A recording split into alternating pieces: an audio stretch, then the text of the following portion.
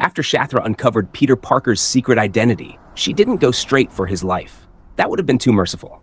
No, she wanted him broken. She showed up at the Daily Bugle in human disguise, smiling as she told a hungry reporter, "We were lovers, Spider-Man and I. I can tell you all about his strange appetites, if you're ready to print them." By nightfall, every network had picked up the story. Peter was still at Midtown High, helping a boy named Joey with his science project. But Peter's eyes kept drifting to the window. Where is she? He wondered. She followed me from the astral plane. If she knows my name, she knows where I live, where I work. She's out there, waiting, watching. Why? Joey's voice snapped him back. Peter forced a smile, but the truth gnawed at him. Every spider sense screamed that Shathra wasn't finished, that she enjoyed this, enjoyed peeling her prey apart. When Joey finally left, Peter wandered into the faculty lounge. A TV played in the corner. At first he ignored it until he heard the voice. Sharon. No, Shathra. On live television, she painted him as a fraud, a cheat, a man who staged his battles for money. He has insatiable appetites, she told the host, smiling like poison. That's often true of men compensating for something.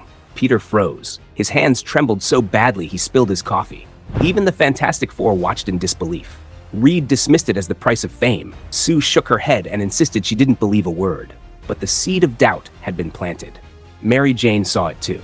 She cried as Shathra, still in human guise, spoke about Spider-Man's supposed betrayals, his cruelty, his secret life. When Peter finally reached MJ, her voice cracked. Is it true, Peter? Any of it? No? None of it? I swear. Her silence afterward told him everything. Shathra had done what she came to do, poisoned the people closest to him. Rage boiled up. Peter crushed his phone and tore into the night. By the time he burst into the studio where Shathra was being interviewed, he wasn't thinking like a hero. He wasn't thinking at all. Enough, he shouted. You can't beat me, so you try to hurt me another way? Tell them it's a lie. Tell them the truth. Security tried to stop him. He hurled them aside. Shathra only smiled. You want the truth? Then say it yourself. Peter snapped. His fist connected with her face on live television. The host gasped, horror-struck. You've just seen a so-called hero strike an unarmed. Before she could finish, Shathra's disguise melted away.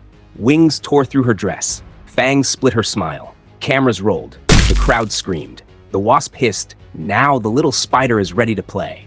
What followed was a blur of glass and concrete. They smashed through the set and into the street, locked in a frenzy.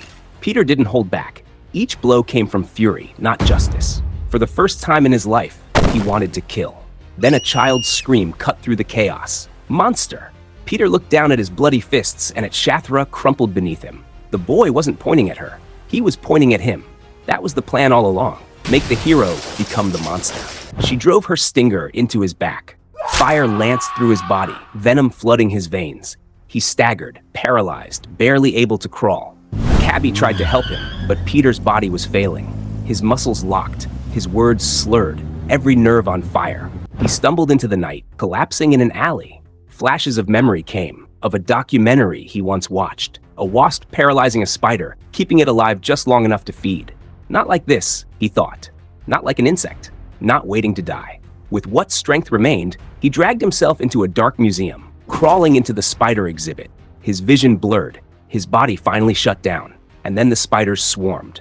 Hundreds of them, spilling over his mask, his arms, his chest. His last thought before the blackness took him. End of the road. End of the web.